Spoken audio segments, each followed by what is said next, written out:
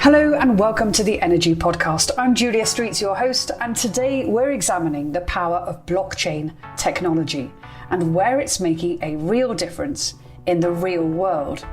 Now, when we talk about blockchain, many people think about cryptocurrencies, but I want you to put that out of your minds because today we are thinking about this technology as a means to changing the relationship between how energy is produced and how it is consumed.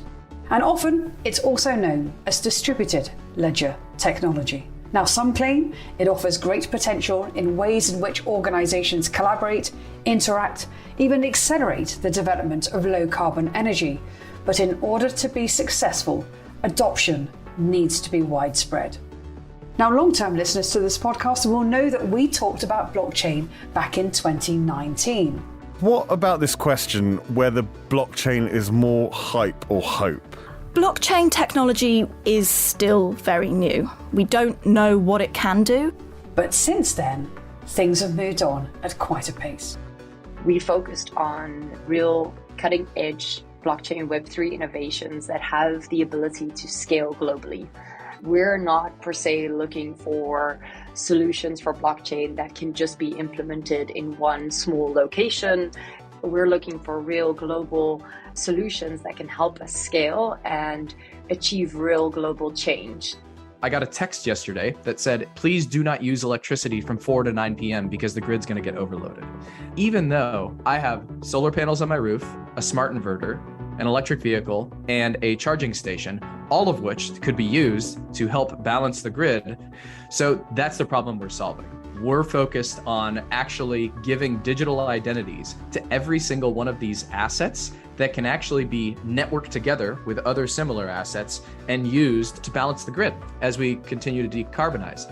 We have private householders, private customers, we have companies in it, we have governmental institutions in it, and totally different business interests. And bringing everything together, we believe that this decentralized infrastructure is the only way of dealing with that complexity. So I hope you're as intrigued as I am, partly because I'm an entrepreneur advising financial services and technology companies around the world, partly because I'm a podcast host and an industry event host. So I really want to dig in, not only to what's new and what matters, but particularly because if the world is to meet these climate change goals, they have deadlines and they have ambitions. Today on the Energy Podcast, how blockchain is changing energy.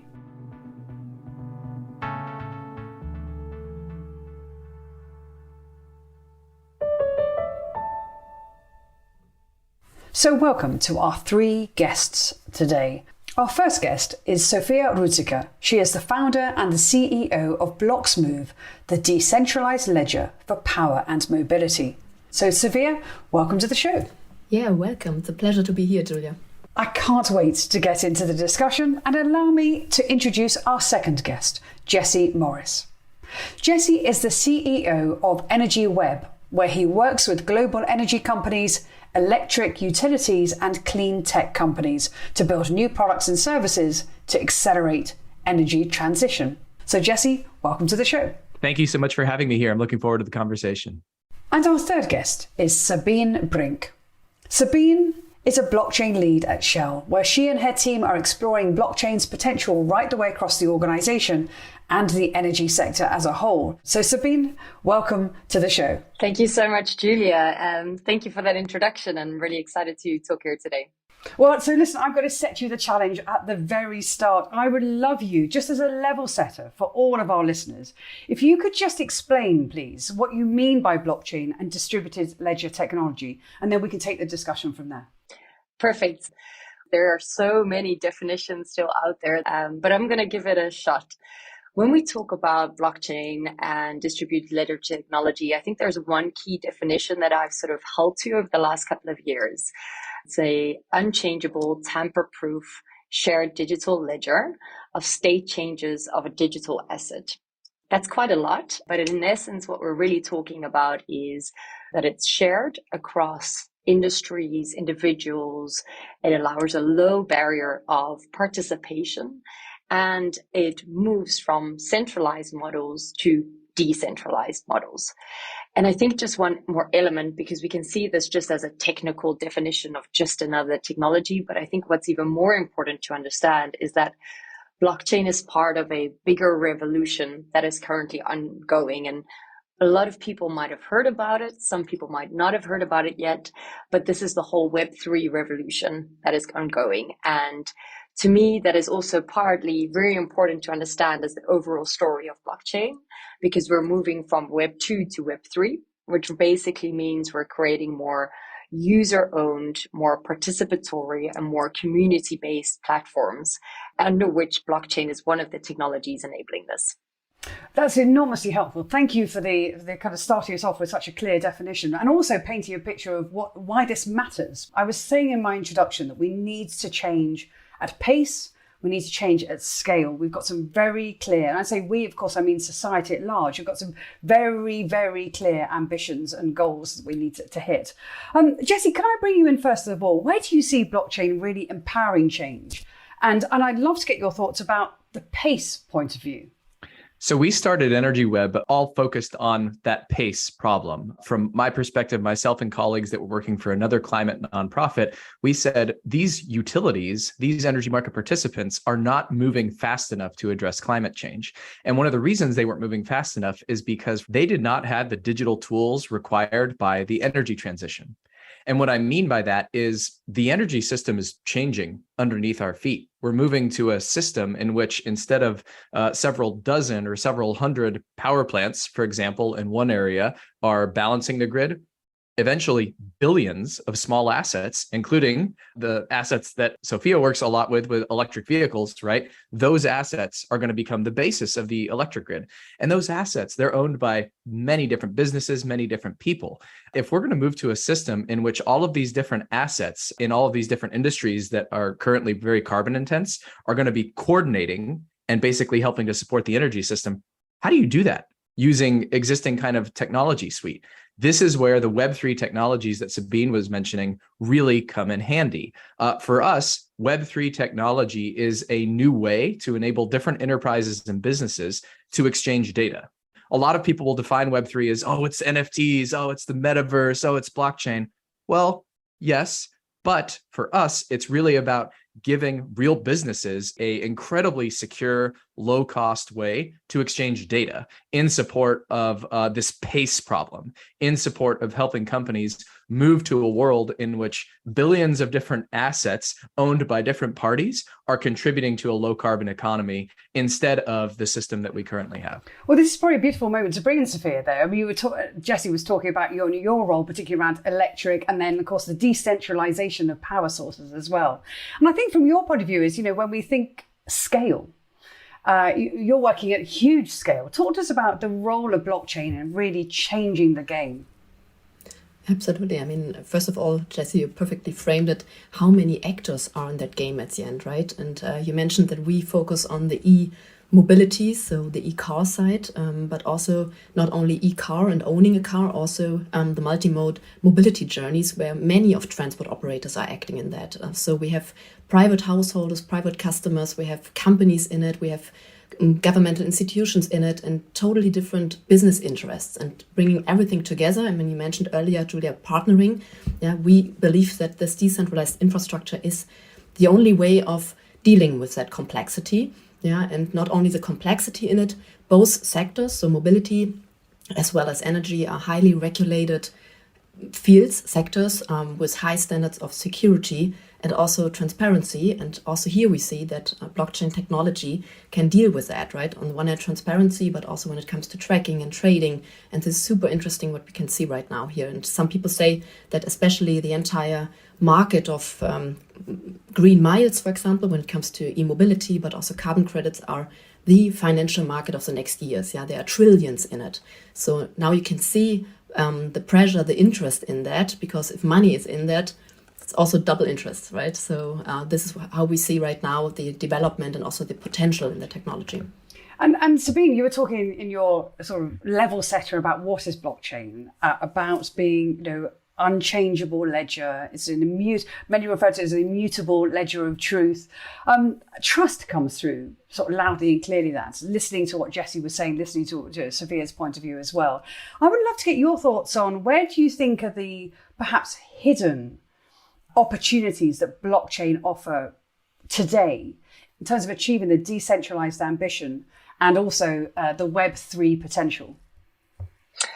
Yeah, absolutely. When we are talking about the impact blockchain can have today in the energy sector, I think there is already so much happening, which makes it really exciting. I think when we look at blockchain as a whole, people often refer to it immediately as, in the financial sector or in banking, etc., where it has had the biggest impact. And people still today might not think of the energy sector immediately when they think of blockchain and Web3.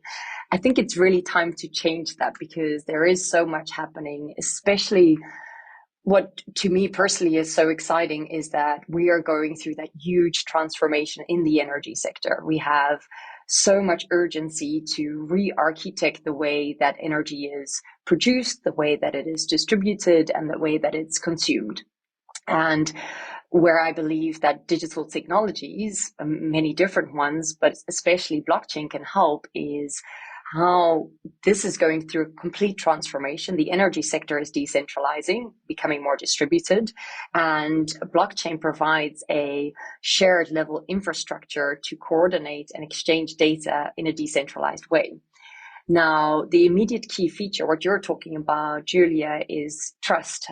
And when we talk about blockchains, we normally also talk about trustlessness in that area, because instead of needing to trust central entities or companies about their claims, we can actually, through blockchain, verify where data comes from, verify transactions in the public domain. And I think when we're all moving together need to move together to a net zero economy and world, that level of trust and transparency and of data integrity are going to be key foundations for us to be successful in all of this.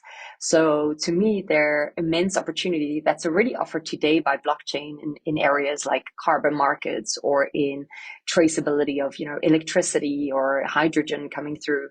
That's where I think at the moment already blockchain and Web3 makes such a great difference. And as we mentioned before, they're highly regulated markets. So of course, the auditability and the traceability and the kind of the registration of that data is incredibly important.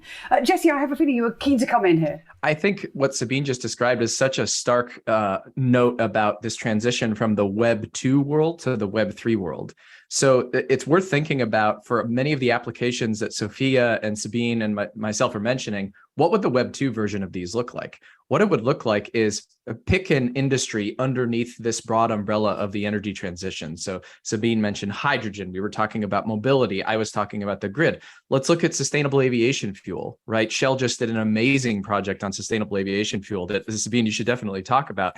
In any of those industries, the Web 2 model would be a large technology company comes in and says, hello, all of you companies, pay me for the privilege of putting your data into a centralized repository, and y'all are going to trust me.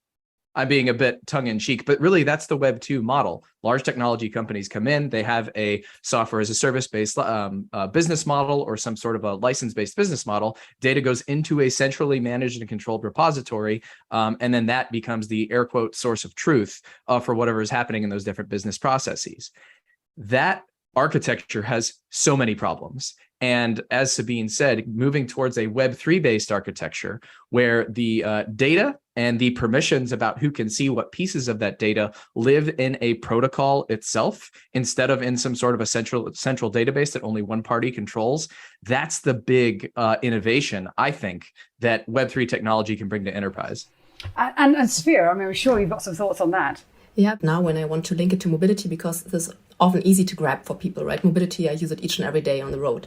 What we see right now is the trend of big dragons, of aggregation platforms, or some call them super apps, right? You have Free Now in Europe, Uber is very strong in America, but you have one large company, they owning the customer, they own the data, they set the rules in the ecosystem, means if maybe we need a higher handling fee or I don't know, whatever fee, then they increase that, right? So they set the rules in the ecosystem. The transport operators, I talked about them earlier, like scooter companies, bus, train, they lose in that entire scenario, right? And now think Web3, where each and every player is, often we call it a bit more on eye level, right? And interact in a direct way, automated way, and set their own rules in the ecosystem, more as a kind of alliance, for example, right? And this exactly linked to the mobility, a new scenario if we compare Web 2 to Web 3. Mm-hmm. And of course, we go down to the fundamentals of blockchain, and where those who love blockchain often talk about the kind of the cost savings, the energy efficiencies, and the operating efficiencies, and also the ability to drive some standardization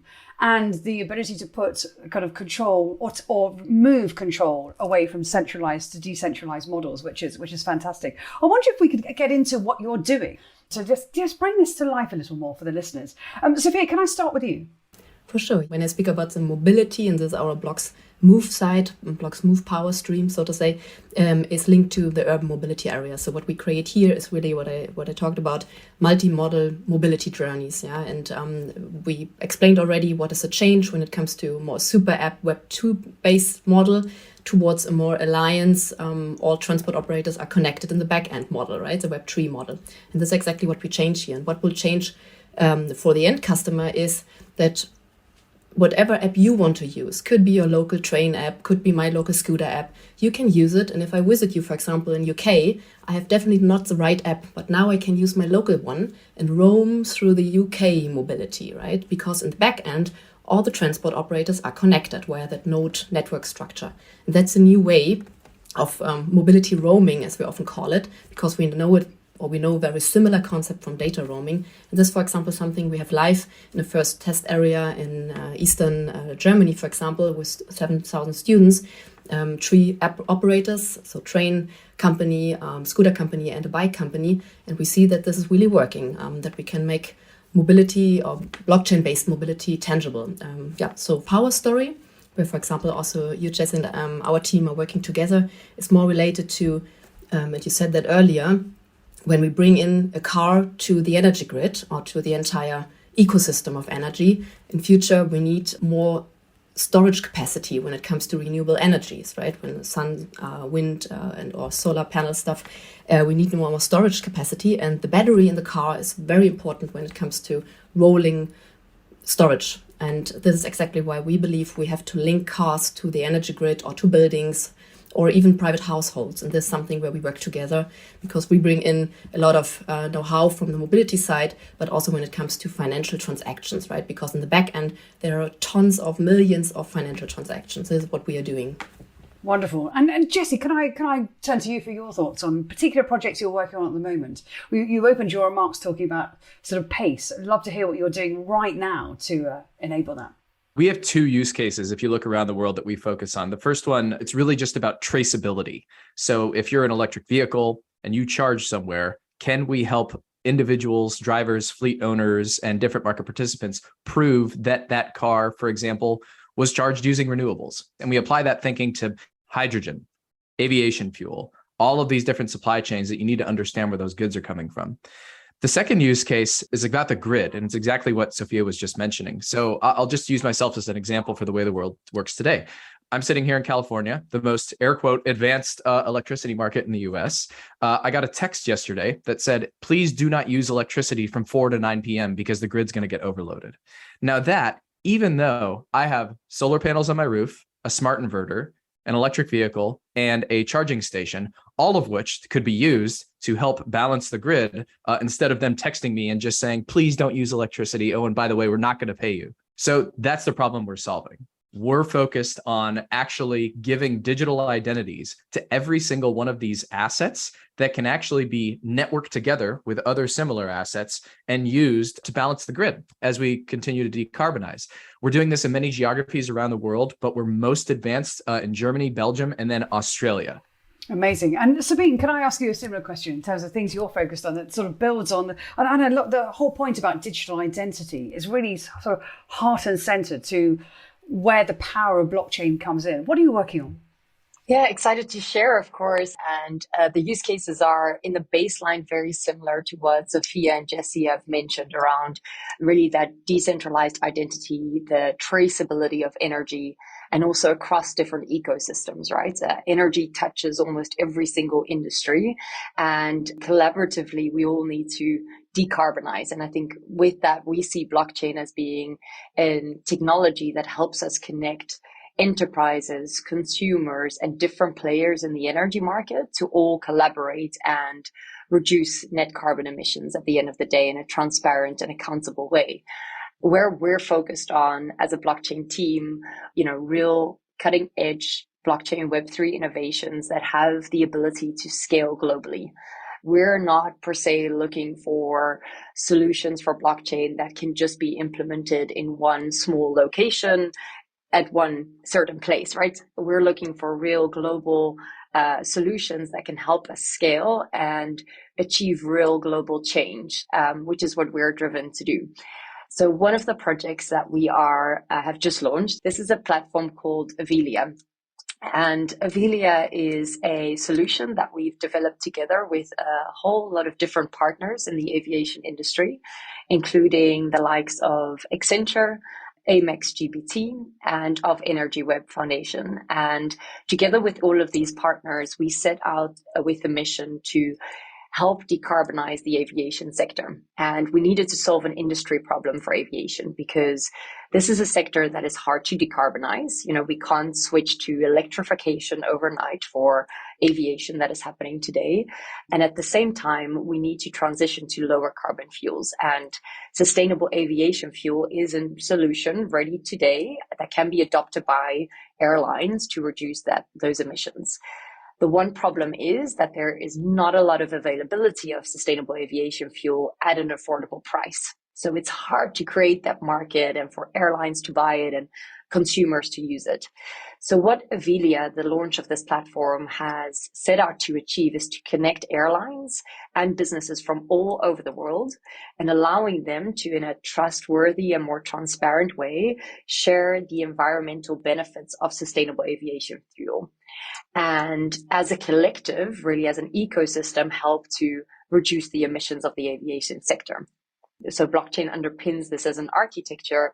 What this really does, it provides the clear and transparent tracking mechanism of these environmental attributes of sustainable aviation fuel that are driven from production through the aviation fueling network. So at the end of the day, let's say large corporate flyers and also airlines can, in a credible way, use these sustainable aviation attributes towards their sustainability goals. And with the use of this blockchain, we can really make sure that we are able to prevent any double counting of sustainable aviation fuel in the system as a whole. So for this is an industry first. We're doing this as a launch to really test, how are customers receiving this? What is the uptake in the industry? We're working with a lot of industry partners, and we believe that hopefully this will have an impact also on other industries and other energy products. And we were talking at the beginning about the importance of the industry having to come together and collaborate and how essential that is. And it's wonderful to hear a use case where actually there are so many parties involved in that. Absolutely. Yeah, it's absolutely key to bring loads of different partners with different perspectives, right, to change the way that the industry operates. And this cannot be done by one single partner in isolation to change a whole aviation sector.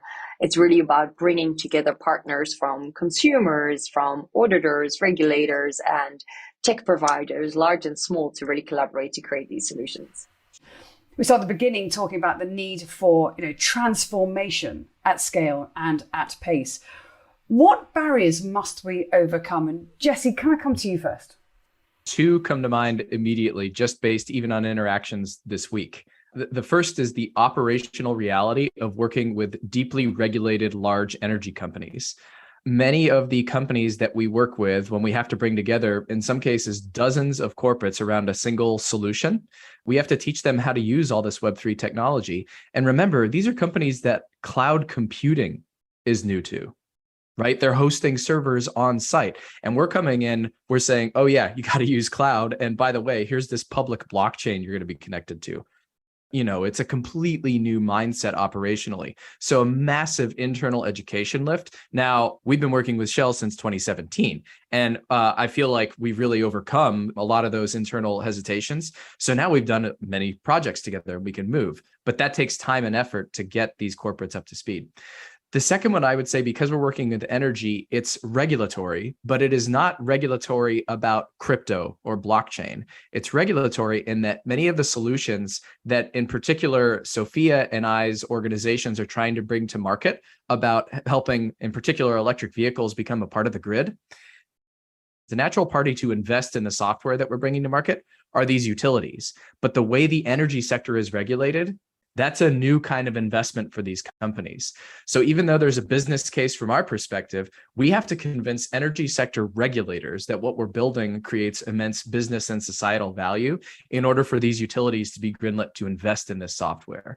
So that regulatory issues in the energy sector in particular are a real challenge for us to overcome day to day. I can't help but feel that there's a bit of a call to action there. And the audience won't be able to see this, but Sophia, you're nodding along to Jesse's remarks there as well. What do you see as the biggest barrier? Yeah, absolutely. I can totally agree to that. And maybe one point, and here I want to highlight your statement, Sabine, which you gave, that you focus on scalability, on international solutions. And this is really something which is crucial, but you are, I would say, one of the only person or company in that ecosystem who's really thinking that direction. We see mainly of our clients, they think in their local, very centralized structure and solution. And this here, blockchain makes no sense, right? If a company wants to improve their own databases, it makes no sense. We spoke today about this cross-company transaction and relation, right? So we have to think more in ecosystem, and this is really something new. Yeah, change from value chain to value network, and this is something which is more in the mindset, in culture. It's really tough to change that. And then Jesse mentioned already, regulation. It's the same for mobility. Yeah, it's very localized, very politically driven. So it tends to negotiate here. Education, you mentioned that as well. I see it as big issues, and it's something radically new, right? It's not like I come with a feature and now I improve a bit your existing system. It's really totally new. And this is always an issue because for sure, all the IT departments, or also departments in Shell, they did not wait for bloXmove or for Energy Web, right? They have tasks to do, and now really something which creates effort at the very beginning, right? And therefore it needs really teams with dedication and a focus on such topics, because then you have a driver and a supporter who can link and bridge between you, a startup, and the large corporation, right? This is very important, and hopefully we have more of those teams supporting us when it comes to POCs and so on. And I can't help but wonder, as an industry and as a society that has, a real sense of urgency, and we have a very clear purpose. We talk about those two macro changes. One is about technology and digitalization, the other being around climate change, that's hopefully that will engender some curiosity and also support some focus around becoming educated on transformational change as well. But Sabine, I'd love to hear your thoughts as well about where do these barriers exist that you have to overcome with your team? Yeah, there's plenty of barriers. I think towards the beginning of this podcast, we might have made it sound like it's easy to do this whole transformation Web 2 to Web 3. But of course, there's not many different layers, right? Referring to regulatory, as Jesse said, education is absolutely key. We still find there are so many myths and misconceptions about what blockchain technology is and what it isn't. I think two more aspects to also bring into account is that the one perspective of Web3, people think it is going very slow and it is a transformation that will take at least another 10 to 15 years. And it's something we'll watch and see, what is the impact. And then sometimes I have these conversations with, let's say, students or first years at universities. For them, it's never anymore a question of Web3. Does it exist or not? They're Web3 native from the start. They are already collaborating in open source communities, building codes in Web3 setups. And I think we need to harness that kind of grassroots revolution that is currently ongoing, this cultural change that we as enterprises, companies probably need to catch up on, because that revolution is going so fast, and the cultural change of open source code, collaboration, community driven change and impact that's all the culture that Web3 brings. And to me, I think what I hope that large enterprises will see that and will collaborate and open up their doors of collaboration even more to enhance that kind of culture. So I would love to come to each of you as I thank you for your time and for joining us, just with some very fast final thoughts, really. Sophia, may I come to you first of all? Thank you for being with us today. Thank you very much. And yeah, for me, it's really the key takeaway is the interconnectability between all the parties and the uniting of sectors, right? Mobility and energy we talked about today. Fantastic. And Jesse, join us from California. Thank you for being here. And your final thoughts, if you would. Thank you for having me. The energy transition is wildly complex, but if we digitize the world using Web3 and open source technology, it doesn't have to be. Fascinating. Thank you. And Sabine, thank you for your time to be with us today. Again, your final thoughts as we close out this fascinating episode. Thank you very much, Julia, for having us here today. I think from my perspective is I would like to open up the invitation for individuals and people and companies around the world to join this transition and using Web3 to collaborate together, because Web3 and blockchain you never do alone. And I think we need all kinds of individuals and companies to come join us on this journey. Wonderful conversation, really. In a very short period of time, we've thought about the realities of blockchain, what it is and its potential. But we've also talked at the highest level about some visions of enthusiasm for change at pace and scale. And then we brought it right the way back to real life use cases with careful consideration about some of the barriers that we must overcome. And the opportunity is clear. The vision, the potential, and the urgency is undisputed. And it's been wonderful to have your company today. Jesse, Sophia, and Sabine, thank you for joining me.